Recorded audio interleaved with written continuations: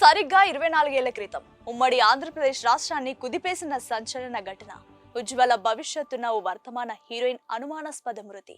ప్రేమ వ్యవహారమా లేక పక్కా స్కెచ్ తో జరిగిన దారుణ హత్య? 2 దశాబ్దాలకు పైగా నలుగుతున్న నటి ప్రత్యూష మృతి కేసులో ఎట్టకేలకు సుప్రీంకోర్టు తుది తీర్పు వెలువరించింది. ఆ మిస్టరీ కేసులో అత్యున్నత న్యాయస్థానం ఏం చెప్పింది? దోషికి పడ్డ శిక్ష ఏంటి? అసలు ఆనాడు ఏం జరిగింది? Let's watch the story. అది 2002 ఫిబ్రవరి 23. టాలీవుడ్ లో అప్పుడప్పుడే ఎదుగుతున్న నటి ప్రత్యూష తన ప్రియుడు గుడిపల్లి సిద్ధార్థ రెడ్డితో కలిసి కారులో వెళ్తూ కూల్ డ్రింక్ లో పురుగుల మందు కలుపుకొని తాగారు. విషం తాగిన కాసేపటికే మనసు మార్చుకున్న సిద్ధార్థ రెడ్డి ఆ కారును నేరుగా బంజారా హిల్స్ కేర్ ఆసుపత్రికి పోనిచ్చాడు.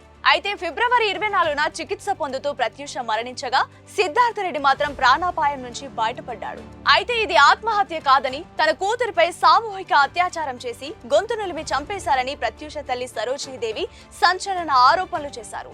దీనిపై దుమారం రేగడంతో అప్పటి ప్రభుత్వం కేసును సిబిఐకి అప్పగించింది. 6 ఏళ్లుగా ప్రేమించుకుంటున్న వీరి పెళ్లికి సిద్ధార్థ రెడ్డి కుటుంబం అంగీకరించకపోవడం వల్లే ఆత్మహత్యకు యత్నించినట్లు సిబిఐ నిర్ధారించింది. ఆ తర్వాతి కింది కోర్టు సిద్ధార్థ రెడ్డికి 5 ఏళ్లు జైలు శిక్ష విధించగా 2011లో ఉమ్మడి హైకోర్టు ఆ శిక్షను 2 ఏళ్లకు తగ్గించింది. దీన్ని సవాల్ చేస్తూ ఇటు ప్రత్యూష తల్లి అటు సిద్ధార్థ రెడ్డి ఇద్దరు సుప్రీంకోర్టును ఆశ్రయించారు. దాదాపు 24 ఏళ్ల సుదీర్ఘ పోరాటం తర్వాత సుప్రీంకోర్టు ధర్మాసనం తాజాగా ఈ కేసును కొట్టివేసింది. ప్రత్యూషపై అత్యాచారం జరిగిందని, గొంతు నులిమి చంపేశారనడానికి ఎలాంటి ఆధారాలు లేవని, విషం వల్లే మరణించిందని స్పష్టం చేసింది. హైకోర్టు విధించిన 2 ఏళ్ల శిక్షను సమర్థిస్తూ మరో 4 వారాల్లో సిద్ధార్థ రెడ్డి లొంగిపోవాలని ఆదేశించింది.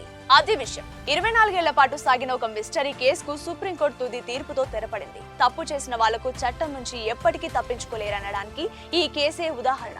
ఇలాంటి మరిన్ని ఇంట్రెస్టింగ్ అండ్ జెన్యూన్ అనాలిసిస్ కోసం చూస్తూనే ఉండండి కొలుగుబడి 24/7 న్యూస్ టీవీ.